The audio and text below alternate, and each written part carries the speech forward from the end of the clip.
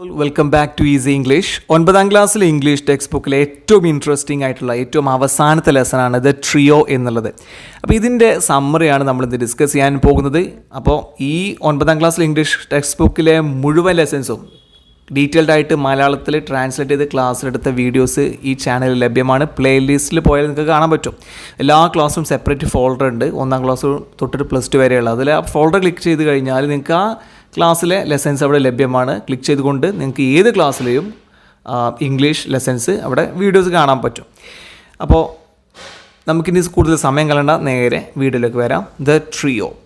അപ്പോൾ പരമാവധി സിമ്പിളാക്കിയിട്ടാണ് ഈ സമ്മറി എഴുതിയിട്ടുള്ളത്, വളരെ ഷോർട്ടാക്കിയിട്ട് നോക്കാം. The trio, a short story written by R.K. Narayan, revolves around 3 first grade students Mani, Swaminathan and Rajam. The trio എന്നുള്ള ഈ ഷോർട്ട് സ്റ്റോറി ഇത് എഴുതിയിട്ടുള്ളത് R.K. നാരായണാണ്. ഈ ഒരു സ്റ്റോറി റിവോൾവ്സ് അറൗണ്ട് എന്ന് വെച്ചാൽ ഇത് ചുറ്റിത്തിരിയുന്നു, അതല്ലെങ്കിൽ ഇതിന് എന്തിനെക്കുറിച്ചാണ് വരുന്നത് ഈ story? 3 first grade students, first class, അതാണ് ഫസ്റ്റ് ഗ്രേഡ് സ്റ്റുഡൻസ്. 1ാം ക്ലാസ്സിലെ 3 കുട്ടികൾ. ആരൊക്കെ? മണി, സ്വാമിനാഥൻ ആൻഡ് രാജം. സ്വാമിനാഥനെ സ്വാമി എന്ന് ഷോർട്ടാക്കിയിട്ട് വിളിക്കുന്നുണ്ട്. അപ്പോൾ മണി, സ്വാമിനാഥൻ, രാജം ഈ പേരുള്ള 3 1ാം ക്ലാസ്സിലെ കുട്ടികളെ ചുറ്റിപ്പറ്റിയിട്ടാണ് ഈ കഥ മുന്നോട്ട് പോകുന്നത്. The theme of the story is the bond of friendship between them. ഈ 3 കുട്ടികൾക്കിടയിൽ അങ്ങോട്ടും ഇങ്ങോട്ടുമുള്ള ആ ഒരു സൗഹൃദമാണ്, അതാണ് ഇതിൻ്റെ തീം, ഈ ഒരു സ്റ്റോറിയുടെ തീമായിട്ട് വരുന്നത്.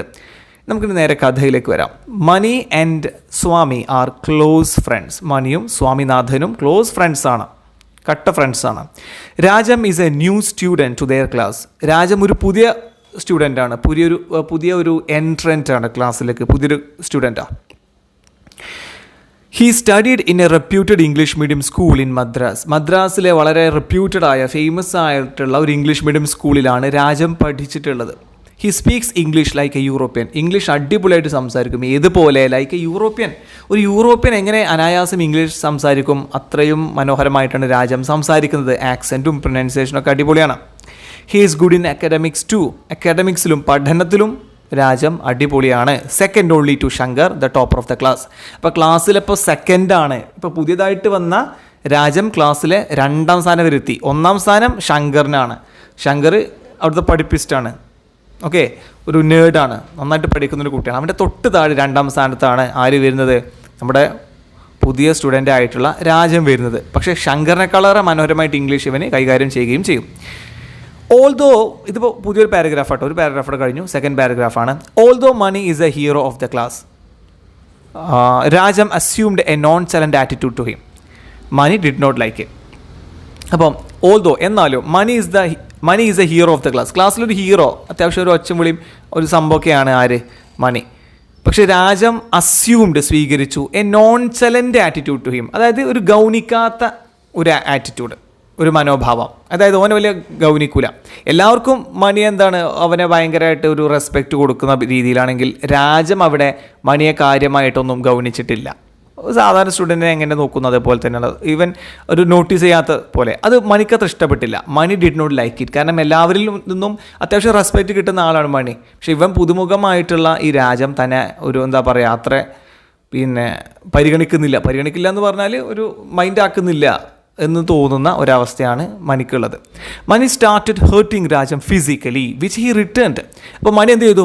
രാജമിനെ എങ്ങനെ ശാരീരികമായിട്ട് ഉപദ്രവിക്കാൻ തുടങ്ങി, തല്ലാനും തൊഴിക്കാനും ഇടിക്കാനൊക്കെ. പക്ഷേ രാജം ആൾ ഉഷാറാണ്, അവൻ പോലീസുകാരൻ്റെ മകനാണ്. അവൻ എന്ത് ചെയ്തു? വിച്ച് ഹി റിട്ടേൺഡ്, അവൻ തിരികെ കൊടുത്തു.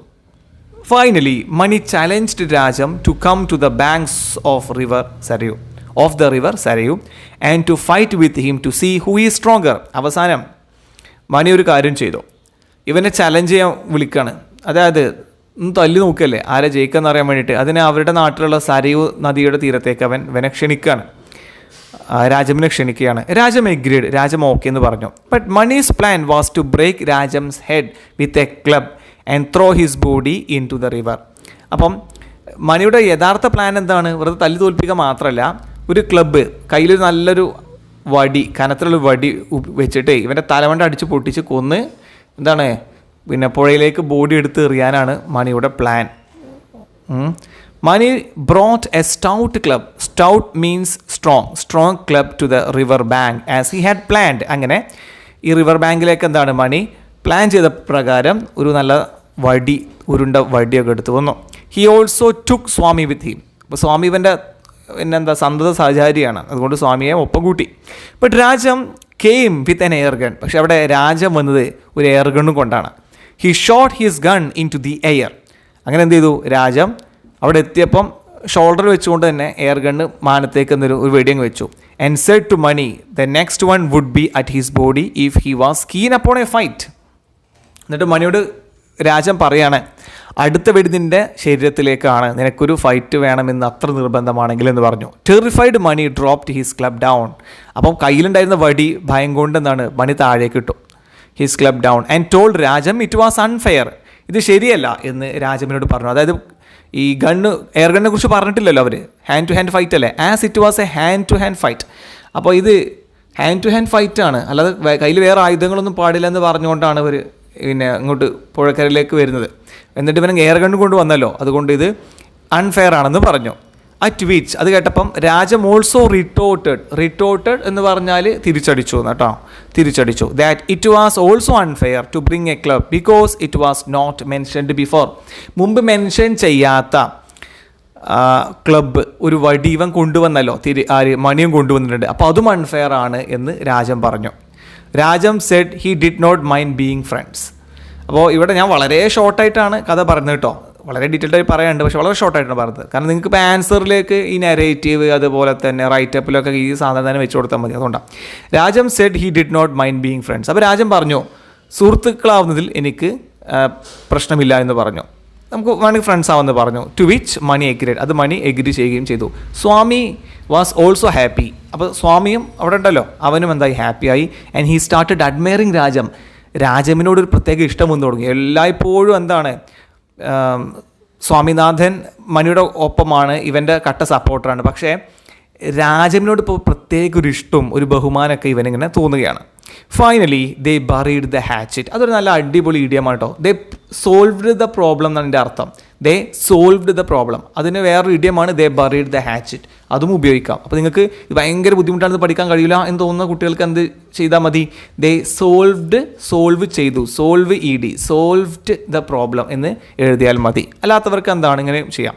ഇനിയിപ്പോൾ അത്യാവശ്യം നല്ല ലാംഗ്വേജൊക്കെ ഉള്ള കുട്ടികൾക്ക് ഇങ്ങനെ പഠിക്കാം. They buried the hatchet and the trio enjoyed eating biscuits at the river side. അങ്ങനെ അവർ 3 പേരും എന്താണ്, ബിസ്ക്കറ്റ് ആ റിവർ സൈഡിൽ വെച്ച് വൈകുന്നേരം കഴിച്ചുകൊണ്ടിരുന്നു. ആ ബിസ്ക്കറ്റ് കൊണ്ടുവന്നത് രാജമാണ്. അങ്ങനെ കുറേ ചെറിയ കുഞ്ഞു ഡീറ്റെയിൽസൊക്കെ പറയാനുണ്ട്. ക്ലാസ് റൂമിൽ പിന്നെ ഇവർ 3 പേരും അങ്ങോട്ടും ഇങ്ങോട്ടും പേപ്പറിൽ എഴുതി, അതായത് രാജം അതേപോലെ തന്നെ മണി, ഇവർ 2 പേരും സംസാരിക്കില്ല. അപ്പോൾ ചെറിയ പേപ്പർ കഷ്ണത്തിൽ എഴുതി അങ്ങോട്ടും ഇങ്ങോട്ടും ഷെയർ ചെയ്യുന്നുണ്ട്. അപ്പോൾ ഷെയർ അങ്ങോട്ടോട്ട് നീക്കി കൊടുക്കുന്നത് സ്വാമിനാഥനാണ്. അപ്പോൾ ഇവരെ നമ്മുടെ അധ്യാപകൻ അത് കാണുകയും സ്വാമിനാഥൻ എഴുന്നേൽപ്പിച്ച് ഡെസ്കിൽ നിർത്തുന്നൊക്കെ സീനൊക്കെ ഉണ്ട്. പക്ഷെ അതൊക്കെ അത്ര ഇമ്പോർട്ടൻ്റ് അല്ലാത്തതുകൊണ്ട് ഞാൻ വളരെ ഷോർട്ടായിട്ട് വളരെ പ്രധാനപ്പെട്ട കാര്യങ്ങൾ മാത്രമേ പറഞ്ഞിട്ടുള്ളൂ. അപ്പോൾ ഈ ഒരു ക്ലാസ് ക്ലിയർ ആയിട്ട് നിങ്ങൾക്ക് മനസ്സിലായെന്ന് വിചാരിക്കുന്നു. അങ്ങനെയാണെങ്കിൽ ലൈക്ക് ചെയ്യുക, ചാനൽ സബ്സ്ക്രൈബ് ചെയ്തോളൂ, നിങ്ങളുടെ ഫ്രണ്ട്സിലേക്കും ഷെയർ ചെയ്യുക. So thank you for watching.